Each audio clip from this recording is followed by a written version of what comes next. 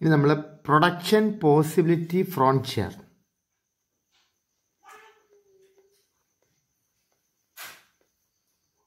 Production possibility frontier, PPF, production possibility frontier. മറ്റൊരു പേരുണ്ട്, എന്താണെന്നറിയാമോ? Production possibility curve. Production possibility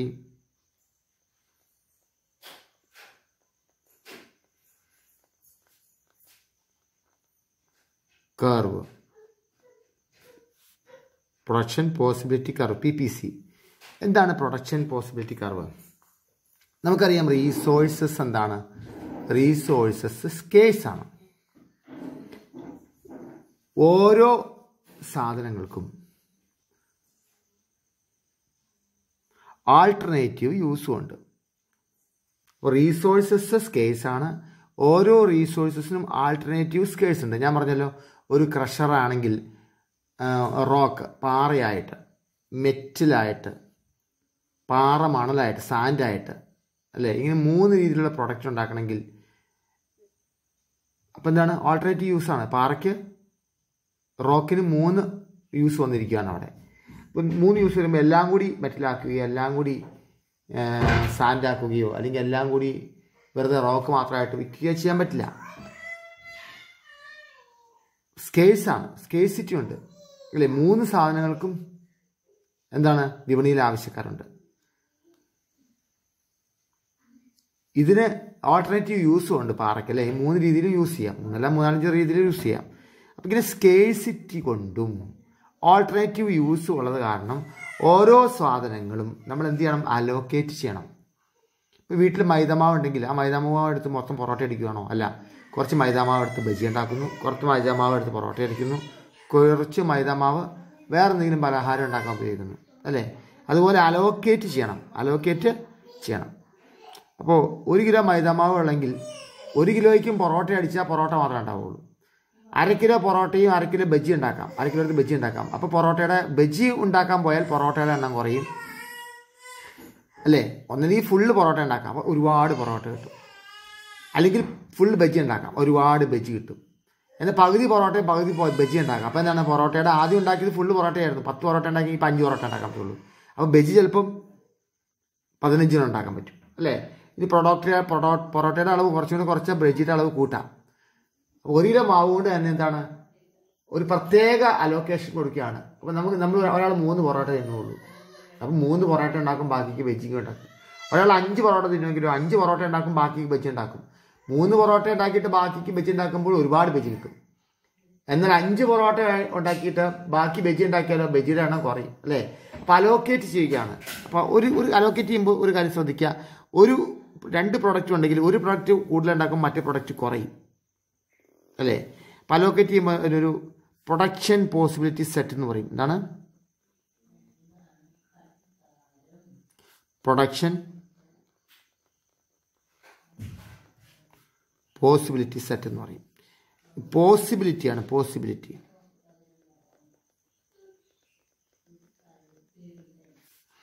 ഇവിടെ ഗുഡ് ഡേ, ഒന്നാമത്തെ സാധനം. ഒരു സാധനം കൊണ്ട്, ഒരു മെറ്റീരിയലും കൊണ്ട് 2 സാധനം ഉണ്ടാക്കാം. ഗുഡ് എയും ഗുഡ് ബിയും, 2 ഗുഡ്സ് ഉണ്ടാക്കാം. ഓക്കെ. അപ്പോൾ എ എന്ന് പറയുന്ന മെറ്റീരിയൽ പോസിബിലിറ്റി കണ്ടോ? അപ്പോൾ എ എന്ന് പറയുന്നൊരു പോസിബിലിറ്റിയാണ്, മെറ്റീരിയൽ അല്ല, എ എന്ന് പറയുന്ന പോസിബിലിറ്റിയാണ്. എന്താണ്? ഒരാൾ ഗുഡ് 1 0 ഉണ്ടാക്കി, അപ്പോൾ ഗുഡ് 2 മൊത്തം സാധനം എടുത്ത് ഗുഡ് 2 14 ഉണ്ടാക്കി. കണ്ടോ? പൊറോട്ട ഉണ്ടാക്കിയില്ല, 14 ബജി അങ്ങോട്ട് ഉണ്ടാക്കി. പൊറോട്ട ഉണ്ടാക്കിയില്ല, 14 ബജി കിട്ടി. അപ്പോൾ ഒരു സെറ്റ് കിട്ടിയില്ലേ? 0 14 ഒരു സെറ്റ് കിട്ടിയല്ലേ? പൊറോട്ട 0 ബജി 14. ഇനി വേറൊരു പോസിബിലിറ്റി ഉണ്ട്. അപ്പോൾ അയാൾ ഒരു പൊറോട്ടയൊക്കെ ഉണ്ടാക്കി, ബാക്കി ബജി ഉണ്ടാക്കാം. ബജി 14 കിട്ടുമോ? ഇല്ല, ബജി 12 കിട്ടുള്ളൂ. അപ്പോൾ എന്താണ്? ഒരു പൊറോട്ട ഉണ്ടാക്കിയപ്പോൾ ബജി 12. ഓക്കെ. അത് 2 പൊറോട്ട ഉണ്ടാക്കിയേക്കാം. മറ്റൊരു പോസിബിലിറ്റിയാണ്. അപ്പോൾ അയാൾ ഓർത്തുന്ന 2 പൊറോട്ട ഉണ്ടാക്കിയേക്കാം.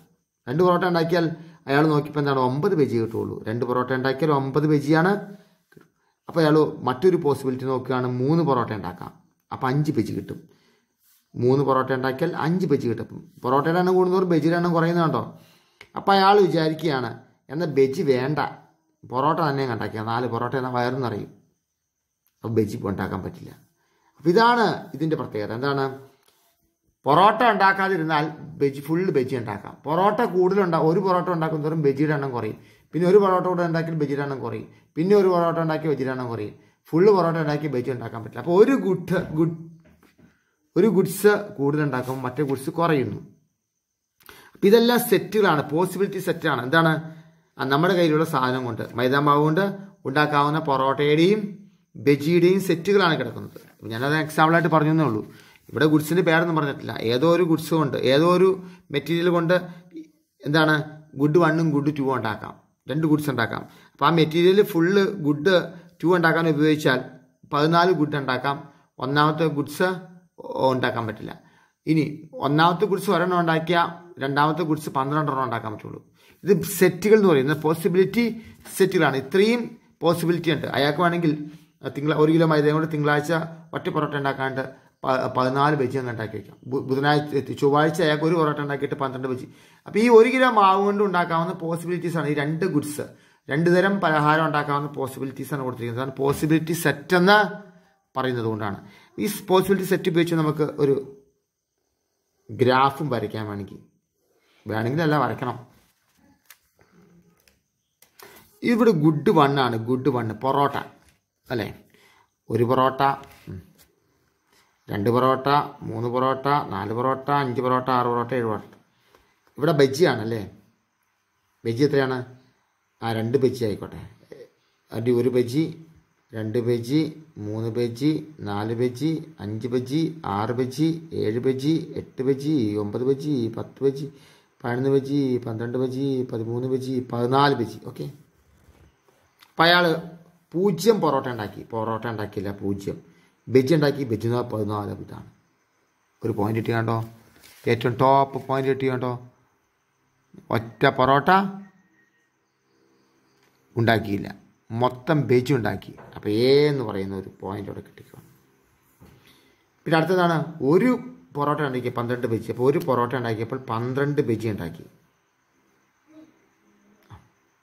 ഇത് ഒരു വേറെ പോയിന്റ് കിട്ടി, 12 ബജി ഉണ്ടാക്കി അല്ലേ? ഇത് ഒറ്റ പൊറോട്ട ഉണ്ടാക്കിയില്ല, 14 ബജി. 1 പൊറോട്ട ഉണ്ടാക്കിയപ്പോൾ 12 ബജി. ഓക്കെ. 2 പൊറോട്ട ഉണ്ടാക്കിയപ്പോഴോ 9 ബജി. 2 പൊറോട്ട ഉണ്ടാക്കിയപ്പോൾ 9 ബജി. 3 പൊറോട്ട ഉണ്ടാക്കിയപ്പോഴും 3 പൊറോട്ട ഉണ്ടാക്കിയപ്പോൾ 5 ബജി ഉണ്ടാക്കാൻ പറ്റുള്ളൂ. ഓഹോ, നന്നായിട്ട് സ്ലോപ്പ് ചെയ്തു അല്ലേ? 3 പൊറോട്ട ഉണ്ടാക്കി 5 ബജി. 4 പൊറോട്ട ഉണ്ടാക്കിയപ്പോഴോ ബജി ഉണ്ടാക്കാൻ പറ്റിയില്ല, ബജി 0 4 പൊറോട്ട 0 ബജി. അപ്പം ആ ഗ്രാഫ് ഇങ്ങനെ വരുന്നു അല്ലേ? ഇതാണ് ഗ്രാഫ്. അപ്പോൾ എ എന്ന് പറയുന്ന പോയിന്റ്, ബി എന്ന് പറയുന്ന പോയിന്റ്. എ എന്ന് പറയുന്ന പോയിന്റിൽ എന്താണ്? മാക്സിമം ബജി ഉണ്ടാക്കാവുന്ന പോയിന്റാണ്. ബി എന്ന് പറയുന്ന പോയിന്റോ മാക്സിമം പൊറോട്ട ഉണ്ടാക്കാവുന്ന പോയിന്റാണ്. അതായത് ബി എന്ന് പറയുന്ന പോയിന്റ് മാക്സിമം ഗുഡ് 1 ഉണ്ടാക്കാവുന്ന ഒരു പോയിന്റാണ്. ഇനി എ എന്ന് പറയുന്നത് മാക്സിമം ബി എന്ന് പറയുന്ന പ്രൊഡക്റ്റ് ഉണ്ടാക്കാവുന്നതാണ്. മനസ്സിലായല്ലോ? Okay, yes. ഇത്രയും കാര്യങ്ങളാണ് നമുക്ക് ഇവിടുന്ന് കിട്ടിയത്. The graph of production possibility set is known as production possibility frontier. ഈ പ്രൊഡക്ഷൻ പോസിബിലിറ്റി സെറ്റുകൾ ഉപയോഗിച്ചാണ് നമ്മൾ ഗ്രാഫ് വരച്ചത്. അതുകൊണ്ട് ഈ ഗ്രാഫിനെ പ്രൊഡക്ഷൻ പോസിബിലിറ്റി ഫ്രോൺഷ്യർ എന്നോ പ്രൊഡക്ഷൻ പോസിബിലിറ്റി കർവ് എന്നോ ഈ ഗ്രാഫിനെ നമ്മൾ വിളിക്കുന്നു. Production possibility frontier is a curve that shows various combinations of 2 goods. അപ്പോൾ 2 ഗുഡ്സുകളുടെ പല കോമ്പിനേഷനാണ്. 0 ഒരെണ്ണം ഉണ്ടാക്കുമ്പോൾ മറ്റേ 14, ഒരെണ്ണം ഉണ്ടാക്കുമ്പോൾ മറ്റേ 12 ആകുന്നു. അങ്ങനെ പല സെറ്റുകൾ, പോസിബിലിറ്റീസ് കാണിക്കുന്ന സെറ്റുകൾ കാണിക്കുന്ന ഒരു ഗ്രാഫാണ് ഇവിടെ വരച്ചിരിക്കുന്നത് അല്ലേ? വേരിയസ് കോമ്പിനേഷൻ എ എന്ന് പറയുന്ന ബി എന്ന് പറയുന്ന ഗുഡ്സും ഒന്നാമത്തെ ഗുഡ്സും രണ്ടാമത്തെ ഗുഡ്സും ഏതെല്ലാം കോമ്പിനേഷൻസിൽ നമുക്ക് ഉണ്ടാക്കാൻ സാധിക്കും എന്ന് കാണിക്കുന്ന ഒരു ഗ്രാഫാണിത്. അത് ഗിവൺ ലെവൽ ഓഫ് റീസോഴ്സസ്, അതായത് നമ്മുടെ കയ്യിലുള്ള റീസോഴ്സസ് കൊണ്ട് ഗുഡ് 1ഉം ഗുഡ് 2ഉം ഏതെല്ലാം പോസിബിലിറ്റീസ് ഉണ്ട്. 2 ഉണ്ടാക്കാവുന്ന പോസിബിലിറ്റി. 1 0 ആകുമ്പോൾ മറ്റേ എത്രയാണ്, 1 2 ആകുമ്പോൾ മറ്റേ എത്രയാണ്, അങ്ങനെ പല പോസിബിലിറ്റി ഉണ്ട്. ഗിവൻ ലെവൽ ഉപയോഗിച്ചുള്ള ടെക്നോളജിയുമാണ്. When they are fully and efficiently used ABCD is the production possibility frontier. ABCD ആണ് പ്രൊഡക്ഷൻ പോസിബിലിറ്റി ഫ്രോൺഷ്യർ എന്ന് പറയുന്നത്. ABCD ഇവിടെ ഡി ഒന്നും കാണാനില്ല.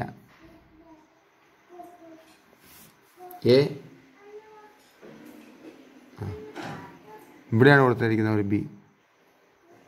ABCD എന്ന് പറയുന്നത് കർവാണ്. Production possibility curve. Production possibility curve എങ്ങനെയാണെന്ന് മനസ്സിലായില്ലേ? പോസിബിലിറ്റി സെറ്റുകളുണ്ട് അല്ലേ? പ്രൊഡക്ഷൻ പോസിബിലിറ്റി സെറ്റുകൾ ഉപയോഗിച്ച് വരയ്ക്കുന്ന കർവാണ് പ്രൊഡക്ഷൻ പോസിബിലിറ്റി കർവ് എന്ന് പറയുന്നത്. ഇനി കൺസിഡർ എ പോയിന്റ് F. ഇനി ഞാൻ F എന്ന് പറയുന്ന പോയിന്റ് കൺസിഡർ ചെയ്യാൻ പോയി. F 2 മുകളിലും 5 നേരെയും F എന്ന് പറയുന്ന പോയിന്റ് കണക്കാക്കുകയാണ്. F എന്ന് പറയുന്ന പോയിന്റ്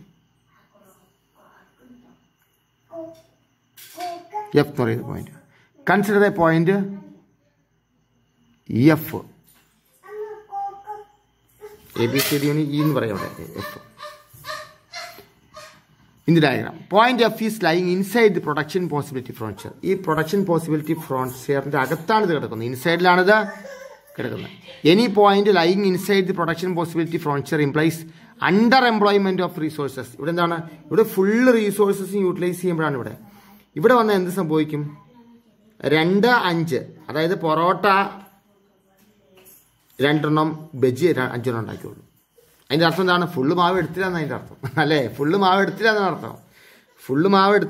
അർത്ഥം. കാരണം ഫുള്ള് മാവ് എടുത്താൽ പൊറോട്ട 2 ഉണ്ടാക്കിയാൽ ബജി എത്ര ഉണ്ടാക്കണം? 9 ബജി ഉണ്ടാക്കാൻ കഴിയും. 2 പൊറോട്ടയ്ക്ക് 9 ബജി ഉണ്ടാക്കാൻ കഴിയും. പക്ഷേ F എന്ന് പറയുന്ന പോയിന്റിലാണെങ്കിൽ 2 പൊറോട്ട ഉണ്ടാക്കുമ്പോൾ 5 ബജി ഉണ്ടാക്കിയുള്ളൂ. അതിൻ്റെ അർത്ഥം എന്താണ്? ബജിയുടെ വലിപ്പം കൂട്ടിയെന്നല്ല, ഈ റീസോഴ്സസ് കംപ്ലീറ്റ് യൂട്ടിലൈസ് ചെയ്തില്ല. അപ്പോൾ ഈ ABCD എന്ന് പറയുന്ന കർവിൽ ഈ റീസോഴ്സസ് കംപ്ലീറ്റ്ലി യൂട്ടിലൈസ് ചെയ്തു. എന്നാൽ F എന്ന് പറയുന്ന പോയിന്റിൽ എന്താണ്? ആ പോയിന്റിൽ കംപ്ലീറ്റ് യൂട്ടിലൈസേഷൻ നടന്നിട്ടില്ല. അണ്ടർ എംപ്ലോയ്മെൻ്റ് ആണ് അല്ലേ? അവിടെ എല്ലാ തൊഴിലുകളും നടന്നില്ല. റീസോഴ്സസ് എംപ്ലോയ് ചെയ്തില്ല, ഫുൾ റീസോഴ്സസ് ഉപയോഗിച്ചില്ല. Or inefficient utilisation of resources, അല്ലെങ്കിൽ റീസോഴ്സസ് ശരിയായ വിധത്തിൽ ഉപയോഗിച്ചില്ല. മൈദ കുഴച്ചപ്പോൾ കുറേ മൈദയൊക്കെ താഴെയൊക്കെ ചാടിപ്പോയി കുറച്ച് കൊച്ചു വാരിക്കൊണ്ട് ഓടി മൈദയുടെ എണ്ണം കുറഞ്ഞു അല്ലേ? അതുകൊണ്ടാണ് 2 പൊറോട്ട ഉണ്ടാക്കിയപ്പോൾ 9 ബജി ഉണ്ടാക്കുന്ന സ്ഥലത്ത് 5 ബജി അവിടെ ഉണ്ടാക്കാൻ പറ്റുള്ളൂ. അപ്പോൾ റീസോഴ്സസ് കംപ്ലീറ്റ് യൂട്ടിലൈസ് ചെയ്യാൻ പറ്റിയില്ല. ഇൻഎഫിഷ്യൻ്റ് ആയിട്ടാണ് ഈ റീസോഴ്സസ് ഉണ്ടാക്കിയെന്ന് മനസ്സിലായി അല്ലേ? While moving from the point inside the curve to a point of curve we can increase either the production of these goods or any of these goods. Therefore the points lying inside the curve is not efficient. ഇത് efficient അല്ല. പൊറോട്ടയുടെ എണ്ണം 2 ബജിയുടെ എണ്ണം 5 ആണ്. നമുക്ക് ഇനിയും പൊറോട്ടയുടെ എണ്ണം കൂട്ടാം, ബജിയുടെ എണ്ണം കൂട്ടാം. മാവവിടെ ബാക്കിയിരിക്കുക. അപ്പോൾ ഫുള്ളി യൂട്ടിലൈസ് ചെയ്തിട്ടില്ല. അപ്പോൾ എഫിഷ്യൻ്റ് അല്ല ഇത്. കാരണം എന്താണ്? ഇവിടെ എഫിഷ്യൻ്റ് ആണ്. കാരണം എന്താണ്? മാവ് തീർന്നു, മൊത്തം മാവ് എടുത്തു. ഇവിടെ എഫിഷ്യൻ്റ് അല്ല. കാരണം എന്താണ്? ഇവിടെ ഫുള്ളി മാവ് ഉപയോഗിച്ചിട്ടില്ല. ഫുൾ മാവ് ഉപയോഗിച്ചിട്ടില്ല. 2 പൊറോട്ടയ്ക്ക് 5 ബജി മാത്രമേ ഉണ്ടാക്കിയിട്ടുള്ളൂ. ഫുൾ എഫിഷ്യൻ്റ് ആയിട്ട് ഉപയോഗിച്ചില്ല. അപ്പോൾ ഇൻഎഫിഷ്യൻ്റ് ആയിട്ടുള്ള ഒരു റീസോഴ്സസിൻ്റെ യൂട്ടിലൈസേഷനാണ് അവിടെ നടന്നത് അല്ലേ? While moving from a point inside the curve to a point of curve. ഈ പോയിന്റ് ഓഫ് കർവിന് അകത്തോട്ട് പോകുന്നതോറും എന്താണ്? നമ്മൾ റീസോഴ്സസ് ഫുള്ള് എഫിഷ്യൻറ്റ് ചെയ്തില്ല എന്നാണ് അർത്ഥം. ഈ അകത്ത് എവിടെ ഒരു പോയിന്റിലും ഈ പോയിന്റ് എവിടെ വന്നാലും ഈ ഗ്രാഫിൽ ഏത് പോയിന്റിലും എന്താണ്? മാവ് ബാക്കി വരില്ല. ഫുൾ മാവ് യൂട്ടിലൈസ് ചെയ്തു, ഫുൾ റീസോഴ്സസ് യൂട്ടിലൈസ് ചെയ്തു. പക്ഷേ ഇതിൻ്റെ അകത്തെ ഒരു പോയിന്റിൽ പോലും ഫുൾ യൂട്ടിലൈസേഷൻ നടക്കില്ല. അകത്തെ ഓരോ പോയിന്റിലും ഏത് പോയിന്റ് എടുത്താലും ഇവിടെ ഏത് പോയിന്റ് എടുത്തപ്പോൾ ഒരു പൊറോട്ട ഉണ്ടാക്കി കഴിഞ്ഞാൽ 6 ബജി ഉണ്ടാക്കി. ഒരു പൊറോട്ട ഉണ്ടാക്കിയാൽ എത്ര ബജി ഉണ്ടാക്കാം? 12 ബജി ഉണ്ടാക്കാം. 6 ബജി ഉണ്ടാക്കിയിട്ടുള്ളൂ. മാവ് ബാലൻസാണ്. അപ്പോൾ ഈ കർവിൻ്റെ ഫുള്ളി യൂട്ടിലൈസ് ചെയ്തിരിക്കുന്ന ഈ കർവിൻ്റെ അകത്ത് ഒരു പോയിന്റിൽ പോലും ഫുള്ളി യൂട്ടിലൈസേഷൻ നടക്കില്ല. അണ്ടർ എംപ്ലോയ്മെൻറ്റ് ഓഫ് റീസോഴ്സസ് ആണ് ഇവിടെ അല്ലേ? യെസ്. ഇനി നോക്കാം. Here we can see that if we want to produce more of one good we will have to produce less of other good. നമുക്കറിയാം ഇതിനകത്ത് ഏതെങ്കിലും ഒരു സാധനം കൂടുതൽ ഉണ്ടാക്കണമെങ്കിൽ ഗുഡ് 1 ഒരെണ്ണം ഉണ്ടാക്കി അത് 2 കൂട്ടണമെങ്കിൽ നമ്മൾ ഗുഡ് 2 നമ്മൾ എന്ത് ചെയ്യണം? സാക്രിഫൈസ് ചെയ്യണം. 12 ഈ ഒരു ഗുഡ് ഉണ്ടാക്കി ഫസ്റ്റ് സാധനം ഒരെണ്ണം ഉണ്ടാക്കിയപ്പോൾ സെക്കൻഡ് സാധനം 12 ഉണ്ടാക്കി. എന്നാൽ നമ്മൾ ഫസ്റ്റ് സാധനത്തിൻ്റെ എമൗണ്ട് കൂട്ടിയാൽ അതിൻ്റെ നമ്പർ കൂട്ടുമ്പോൾ എന്താണ് സെക്കൻഡ് സാധനത്തിൻ്റെ നമ്പർ കുറയുകയാണ് ചെയ്യുന്നത് അല്ലേ? അപ്പോൾ സാക്രിഫൈസ് ചെയ്യേണ്ടി വരും. ഇവിടെ ഒരു യൂണിറ്റ് കൂടുതൽ ഉണ്ടാക്കുമ്പോൾ ഇവിടെ എന്ത് പറ്റി? ആദ്യം ഗുഡ് ഒന്നും ഉണ്ടാക്കിയില്ല. പക്ഷെ ഗുഡ് ഒന്നും ഉണ്ടാക്കിയപ്പോൾ എന്താണ് രണ്ട് യൂണിറ്റ് സാക്രിഫൈസ് ചെയ്യേണ്ടി വന്നു. രണ്ട് യൂണിറ്റ് സാക്രിഫൈസ് ചെയ്തേണ്ടി വന്നു അല്ലേ? ഒന്നാമത്തെ സാധനം ഒരെണ്ണം കൂടുതൽ ഉണ്ടാക്കിയപ്പോൾ നമ്മളെന്ത് സംഭവിച്ചു? ഇവിടെ 2 കുറവുണ്ടാക്കാൻ പറ്റുള്ളൂ. വീണ്ടും ഒരെണ്ണം കൂടുതൽ ഉണ്ടാക്കിയപ്പോഴോ ഇവിടെ 3 കുറവുണ്ടാക്കാൻ പറ്റുള്ളൂ. വീണ്ടും ഒരെണ്ണം കൂടുതൽ ഉണ്ടാക്കിയപ്പോഴോ ഇവിടെ 6 കുറയുന്നു രംഗമാണ് കാണുന്നത്. അപ്പോൾ ഒരു ഫുൾ റീസോഴ്സസ് കംപ്ലീറ്റ്ലായിട്ട് യൂട്ടിലൈസ് ചെയ്തിരിക്കുന്ന സമയത്ത് നമ്മൾ ഏതെങ്കിലും ഒരു ഗുഡ് കൂടുതലുണ്ടാക്കിയാൽ മറ്റേ ഗുഡ് സാക്രിഫൈസ് ചെയ്യേണ്ടി വരും അല്ലേ? അപ്പോൾ എന്താണ് ആ സാക്രിഫൈസ് ചെയ്യുന്നത്? എത്രയാണ്? ഇവിടെ 2 സാക്രിഫൈസ് ചെയ്ത്, ഇവിടെയോ ഇവിടെ സാക്രിഫൈസ് ചെയ്ത് എത്രയാണ്? 3 സാക്രിഫൈസ് ചെയ്ത്, ഇവിടെയോ ഇവിടെ 6 സാക്രിഫൈസ് ചെയ്ത്, ഇവിടെയോ 5 സാക്രിഫൈസ് ചെയ്ത്. അപ്പോൾ ഓരോ സ്റ്റെപ്പിലോട്ട് പോകും തോറും നമ്മൾ ഉപേക്ഷിക്കേണ്ടി വരുന്ന യൂണിറ്റുകളാണ് കിടക്കുന്നത്. കണ്ടോ? എന്ന് പറയുന്ന ഫസ്റ്റ് ഗുഡ്സ് ഒന്നും ഉണ്ടാക്കിയില്ല. ഒരു സാധനം ഫസ്റ്റ് ഗുഡ്സ് ഒരെണ്ണം ഉണ്ടാക്കിയേക്കാന്ന് വെച്ചപ്പോൾ ഇവിടെ 2 യൂണിറ്റ് സാക്രിഫൈസ് ചെയ്തേണ്ടി വന്നു. ഒരു യൂണിറ്റ് കൂടുതൽ ഉണ്ടാക്കിയപ്പോൾ ഇവിടെ 3 യൂണിറ്റ് സാക്രിഫൈസ് ചെയ്തേണ്ടി വന്നു അല്ലേ? This sacrifice denote has marginal opportunity cost. ഈ സാക്രിഫിക്കേഷനാണ് മാർജിനൽ ഓപ്പർച്യൂണിറ്റി കോസ്റ്റ് എന്ന് പറയുന്നത് അല്ലേ? അപ്പോൾ 0 ആയിരുന്നു എന്ന് പറയുന്ന ഗുഡ് ഉണ്ടാക്കിയത്. ഗുഡ് 2 14 ആയിരുന്നു. ഗുഡ് 1 ഒരെണ്ണം കൂടുതൽ ഉണ്ടാക്കിയപ്പോൾ എന്ത് സംഭവിച്ചു? ഇവിടെ മാർജിനൽ കോസ്റ്റ് ഓഫ് ഓപ്പർച്യൂണിറ്റി 2 മാറി. അടുത്ത സ്റ്റെപ്പിലേക്ക് പോയപ്പോഴോ മാർജിൻ ഓഫ് 2 മാറി. കണ്ടോ? അതാണ് ഇവിടെ സംഭവിച്ചത്. അപ്പോൾ നമുക്കെന്ന് പറയാം,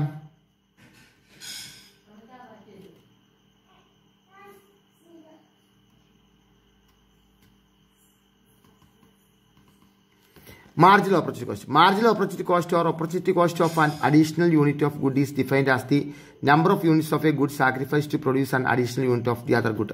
അതായത് 1 ആയിരുന്നു ഇവിടെ ഒരു ഗുഡ്സാണ് ഇതുണ്ടാക്കിയത്. ഒരെണ്ണമാണ് ഈ ഗുഡ് 1 ഒരെണ്ണം ഉണ്ടാക്കി. ഇവിടെ ഒരു ഗുഡ് 1 കൂടുതൽ ഉണ്ടാക്കണം. ഒരു ഗുഡ് 1 കൂടുതൽ ഉണ്ടാക്കേണ്ട സമയത്ത് ഇവിടെ 3 ഗുഡ്സ് സാക്രിഫൈസ് ചെയ്യേണ്ടി വന്നു. അപ്പോൾ 2 ഗുഡ്സുകൾ ഉണ്ടാക്കുമ്പോൾ ഒരു ഗുഡ്സ് സാക്രിഫൈസ് ചെയ്യുമ്പോൾ ഒരു ഗുഡ്സ് കൂടുതൽ ഉണ്ടാക്കുമ്പോൾ അഡീഷണൽ ഉണ്ടാക്കുമ്പോൾ മറ്റേ ഗുഡ്സ് എത്ര സാക്രിഫൈസ് ചെയ്യുന്നോ അതിനെയാണ് മാർജിനൽ ഓപ്പർച്യൂണിറ്റി കോസ്റ്റ് എന്ന് പറയുന്നത്. Marginal opportunity cost or opportunity cost എന്നും പറയും. Opportunity cost of an additional unit, ഒരു അഡീഷണൽ യൂണിറ്റ് ഉണ്ടാക്കുന്നത് കൊണ്ടുണ്ടാകുന്ന ഓപ്പർച്യൂണിറ്റി കോസ്റ്റിനെയാണ് മാർജിനൽ ഓപ്പർച്യൂണിറ്റി കോസ്റ്റ് എന്ന് പറയുന്നത്. അത് സാക്രിഫൈസ് ചെയ്യുന്ന ഒരു സാധനം ഒരു യൂണിറ്റ് കൂടുതൽ ഉണ്ടാക്കുമ്പോൾ മറ്റേ സാധനം എത്ര യൂണിറ്റ് സാക്രിഫൈസ് ചെയ്യുന്നോ അതാണ് മാർജിനൽ ഓപ്പർച്യൂണിറ്റി കോസ്റ്റ് എന്ന് പറയുന്നത്. അപ്പോൾ മാർജിനൽ ഓപ്പർച്യൂണിറ്റി കോസ്റ്റ് എന്താണെന്ന് മനസ്സിലായില്ലേ? യെസ്. ബാക്കിയുള്ള നമുക്ക് അടുത്ത ദിവസം പഠിക്കാം.